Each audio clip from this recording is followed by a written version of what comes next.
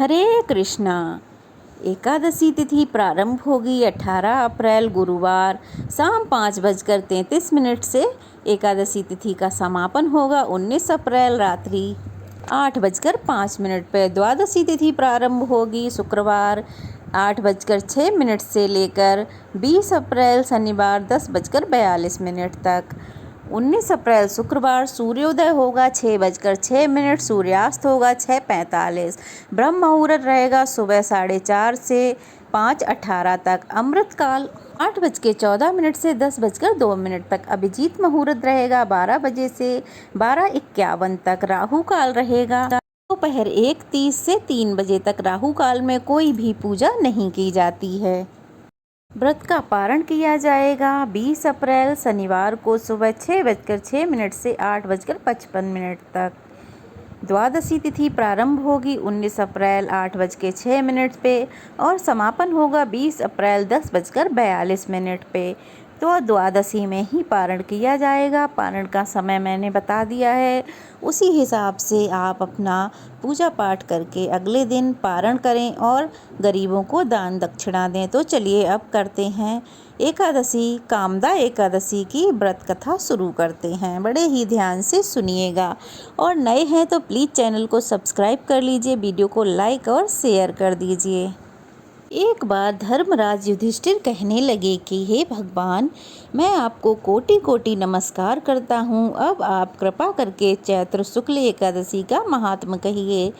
तो श्री कृष्ण कहने लगे कि हे धर्मराज, यही प्रश्न एक समय राजा दिलीप ने गुरु वशिष्ठ जी से किया था और जो समाधान उन्होंने किया वो मैं तुमसे कहता हूँ, ध्यान से सुनो। प्राचीन काल में भोगीपुर नामक एक नगर था। वहाँ पर अनेक ऐश्वर्य से युक्त पुंडरीक नाम का एक राजा राज्य करता था।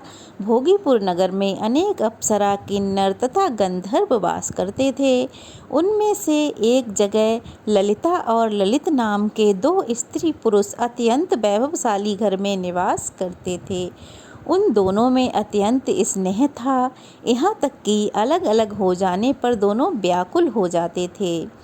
एक समय पुंडरीक की सभा में अन्य गंधर्वों सहित ललित भी गाना गा रहा था। गाते गाते उसको अपनी प्रिय पत्नी ललिता का ध्यान आ गया, तो उसका स्वर थोड़ा सा भंग हो गया।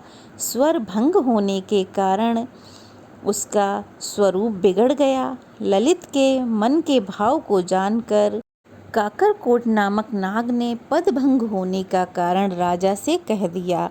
तब पुंडरीक ने क्रोध में आकर कहा कि तू मेरे सामने गाता हुआ अपनी स्त्री का स्मरण कर रहा है, अतः तू कच्चा मांस और मनुष्य को खाने वाला राक्षस बनकर अपने किए हुए कर्मों का फल भोगेगा। ऐसा श्राप राजा ने ललित को दे दिया। पुंडरीक के श्राप से ललित उसी क्षण महाकाय विशाल राक्षस हो गया। उसका मुख अत्यंत भयंकर, नेत्र सूर्य चंद्रमा की तरह प्रदीप्त तथा मुख से अग्नि निकलने लगी। उसकी नाक पर्वत की कंदरा के समान विशाल हो गई और गर्दन पर्वत के समान लगने लगी।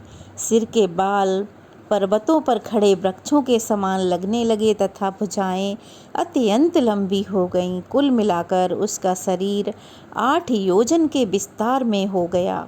इस प्रकार राक्षस होकर वह अनेक प्रकार के दुख भोगने लगा। जब उसकी प्रियतमा ललिता को यह सारा वृत्तांत मालूम हुआ तो उसे अत्यंत दुख हुआ और वह अपने पति के उद्धार का यत्न सोचने लगी। वह राक्षस अनेक प्रकार के घोर दुख सहता हुआ घने वनों में रहने लगा। उसकी स्त्री उसके पीछे पीछे जाती और विलाप करती रहती। एक बार ललिता अपने पति के पीछे घूमती घूमती विंध्याचल पर्वत पर पहुंच गई। विंध्याचल पर्वत पर पहुंचकर जहाँ पर उसे श्रृंगी ऋषि का आश्रम मिला, ललिता शीघ्र ही श्रृंगी ऋषि के आश्रम में गई और वहां जाकर विनती भाव से प्रार्थना करने लगी। उसे देखकर श्रृंगी ऋषि बोले कि हे सुभागे, तुम कौन हो और यहाँ किस लिए आई हो? ललिता बोली कि हे मुनि, मेरा नाम ललिता है। मेरा पति राजा पुंडरीक के यहाँ श्राप से विशालकाय राक्षस हो गया है। इसका मुझको महान दुख है, उसके उद्धार का कोई उपाय बताइए। श्रृंगी ऋषि बोले, हे गंधर्व कन्या, अब चैत्र शुक्ल एकादशी आने वाली है, जिसका नाम कामदा एकादशी है। इसका व्रत करने से सभी मनुष्यों के कार्य सिद्ध होते हैं।